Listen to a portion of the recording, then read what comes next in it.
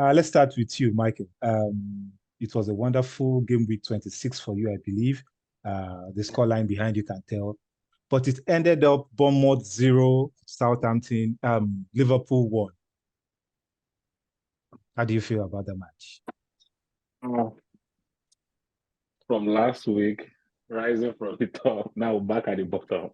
So pretty much we've been going up and down. So at this point, we've gotten used to it. The Baltimore game is something I saw coming. I was talking to one of my friends. I said, if you pack the bus against Liverpool, you are always going to catch them off the out counter. And then it happened. You catch them, boom, you beat them 1-0. I don't see anything surprising so far because I don't think Liverpool midfield can break down a blocking team. If you just put the ball in their hand, say go and do something, go and be creative. Liverpool midfield is not creative enough to beat a low blocking side.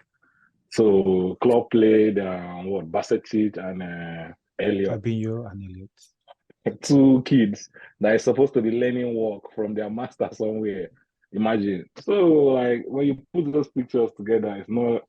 We take it as it comes. It's not anything, but at least every day we can look back at our Manchester victory and be happy. But a lot of people will say the reason you lost was not that. You actually had a penalty to at least draw level, which you messed up with.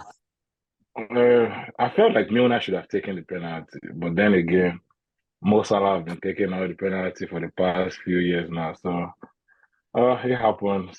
We just have to keep moving one day at a time. Win one, lose one. We yo-yo our way to top 4 by the grace of God. But that penalty, some people said it was controversial. I could hear all of them going, "Oh, it's not a penalty, it's not a penalty." But if you stop a ball from going into the net with your hand, I'm sorry, it's a penalty every time of the week. If it was like you just jumped up and it's somewhere in the corner, that is different. But you are literally standing in front of the goal with your two arms spread apart like this. What are you doing? You're not a goalkeeper. I think the other fans, the Arsenal fans, which are just looking at you like, what are you saying? You actually had the penalty. Yeah. So no one is actually debating the penalty. So what are you talking about?